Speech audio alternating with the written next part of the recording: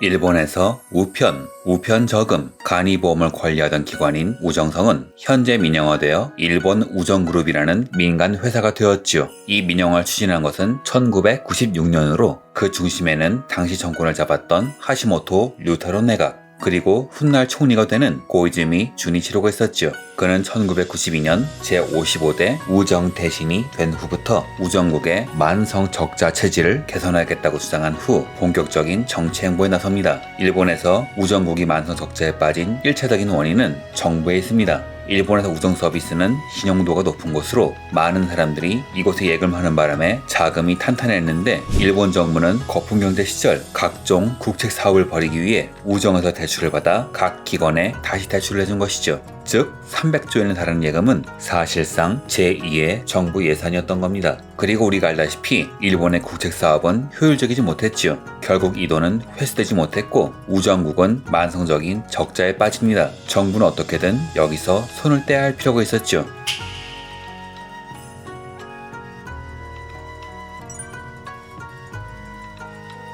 2001년 고이즈미는 총리가 되자 우정국 민영화에 박차를 가합니다. 2003년 독립행정법인인 우정공사를 설립하고 2005년 10월 우정 민영화법을 공포, 2007년 10월에는 일본 우정이 완전히 민영화가 되며 2012년에는 우편, 금융, 보험 등의 사업부문을 통합하여 일본 우정그룹이란 주식회사가 탄생하지요. 코로나 때 마스크 배포를 우정그룹이 했다는 데서 알 수 있듯 우정국이 제공하는 서비스는 일본에서 살기 위해 필수적입니다. 한 예로 관공서에 서류를 접수하는 것은 도시에 살면 직접 가서 할 수도 있으나 지방에 살면 거리 문제로 인해 반드시 우편을 이용해야 하지요. 그래서 보통 정부가 하는 일에 관심도 없던 일본인들도 이땐 큰 관심을 가졌습니다. 하지만 일본 정부는 민영화 사전 작업으로 우정의 비효율성, 민영화의 필요성을 지속적으로 홍보해왔고 국민들은 민영화를 비효율적인 경영을 개선하는 것이라고 생각하고 열렬히 환영했다고 합니다. 그리고 서비스의 향상을 기대했지요. 하지만 결과적으로 바뀐 것은 아무것도 없었습니다. 민영화된 이후의 우정의 행보는 국민들의 기대에 미치지 못했습니다. 우선 경영 성적이 안 좋았지요. 일본 우정그룹은 2014년 3월부터 2019년 3월까지 계속 적자를 기록합니다. 2008년 민영화되던 당시의 이익률은 7%대였지만 이후에는 6%대로 내려갔으며 매상고는 2008년 20조엔에 가깝던 것이 2021년에는 11조엔으로 거의 반토막이 났지요. 매출도 추락하여 2022년에는 전년 대비 63억엔이 감소했는데 오히려 수도 광열비 등의 영업비용은 무려 64억엔이나 불어났죠. 주가도 해가 가면 갈수록 추락해서 처음 상장할 때 1,500엔이던 주식이 2019년 9월에는 911엔으로 3분의 2 토막이 났습니다. 또한 서비스도 추락했죠. 당장 간이보험의 부적절한 판매가 문제가 되었습니다. 보험 계약을 신규 계약처럼 위조한 것이죠. 기존에 가입된 보험을 임의로 해약하여 무보험 상태로 만든 다음에 3개월 뒤에 다시 신규 계약이 가능해지면 그때 계약서를 다시 쓰겠으며 또는 특약만 바꾸면 해결될 문제를 아예 해지하고 신규 계약하게 하는 일도 비일비재했습니다. 주된 피해자들은 이런 제도적 변화에 취약한 노인들이었죠. 그리고 이렇게 늘어난 신규 계약 건수를 영업 성적이라고 부풀려 공표하다가 철퇴를 맞은 것인데 이 철퇴로 인해 2020년 1월부터 3월까지 암보험에 영업 정지 처분이 내려지기도 했지요. 철퇴 맞나요? 효율적인 경영도 허상에 불과했습니다. 일본 우정은 2015년 오스트레일리아의 톨이라는 물류회사 주식을 6,200억엔에 구매, 자회사로 만듭니다. 해외 물류망을 확보하기 위한 국제화 행보로 보이는데 만년 흑자 기업이던 톨은 인수합병 후 내리 적자를 기록하여 2017년엔 4천억엔의 특별 손실이 발생합니다. 여러 민간 물류회사의 연합체인 톨을 관료 출신이 경영하는 일본 우정이 운영하는 건 무리였던 겁니다. 결국 일본 우정은 2021년 톨의 화물 운송 사업 부분을 현지 펀드에 약 7억엔에 매각, 이렇게 6년간 약 6천억엔에 달하는 돈이 증발하고 맙니다. 이렇게 모든 것이 엉망인 일본 우정. 그런데 재미있는 것은 순이익은 2배 가까이 늘어났다는 겁니다. 대체 무슨 마법을 부린 걸까요? 첫 번째 마법은 운용자금 전환입니다. 일본의 은행은 이자가 거의 없지요. 우정은행은 국채 중심이었던 운용자금을 이자율이 높은 외국 채권으로 전환한 겁니다. 일본은 원래 대외 채권국 1위긴 하지요. 두 번째 마법은 과감한 구조 조정이었습니다. 무려 10%에 달하는 6만 명 규모였죠. 이외에 상당수의 인원이 비정규직, 파견직으로 전환되었습니다. 세 번째 마법은 실적 압박. 우정국은 예전에는 안정적인 국가기관이었지만 지금은 블랙기업, 악질 기업으로 평가받고 있습니다.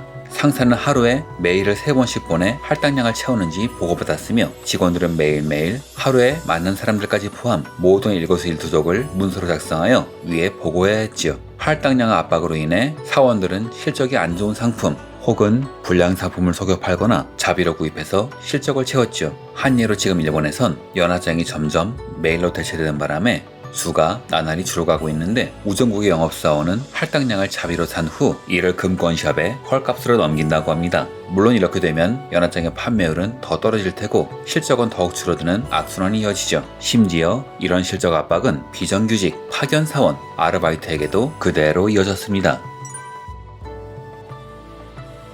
마법이 통한 이유는 민영화된 국가기관의 특수성에 있습니다.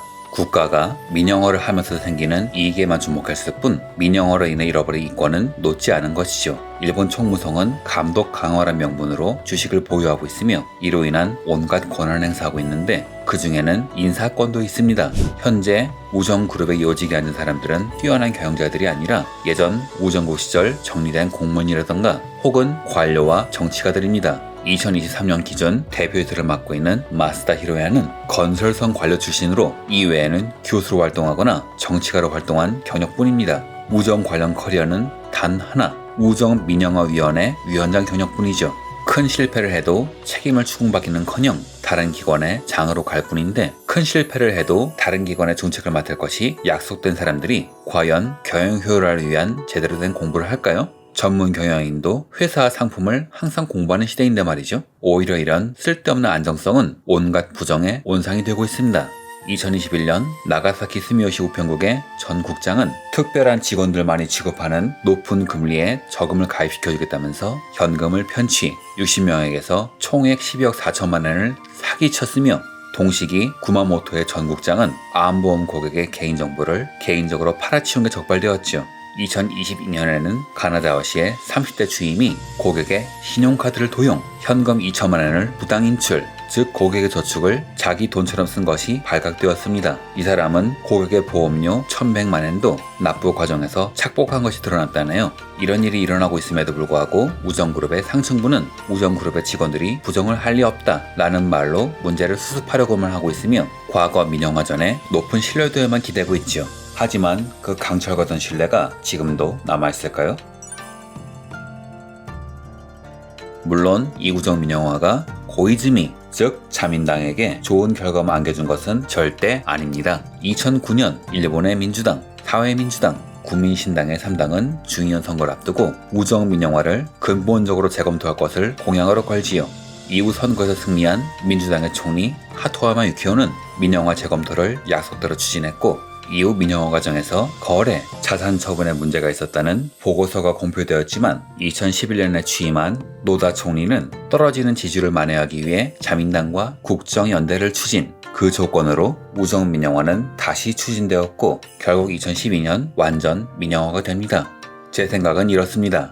팩스의 나라, 우편의 나라 일본에서 인구 반이 우편이 없으면 살아갈 수 없는 나라 일본에서 우정국의 서비스는 필수제라고 할 수 있는데요. 국가기관은 행정 서비스의 원활한 제공이 목표지만 민영화된 기업은 이익의 창출이 목표입니다. 그리고 상당수의 경우 제대로 이익을 창출할 수 있는 구조가 아니죠. 이로 인한 피해를 일본의 우정국은 제대로 보여주고 있습니다. 그리고 이로 인해 발생하는 손실을 메우는 것은 결국 국민입니다.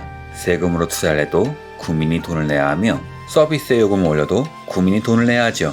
결국 돈을 쓰는 건 국민인데 오히려 비용은 올라가고 서비스는 나빠졌으니 결국 우정국의 민영화는 실패였던 게 아닐까요? 이상으로 영상을 마칩니다. 시청해주셔서 감사합니다.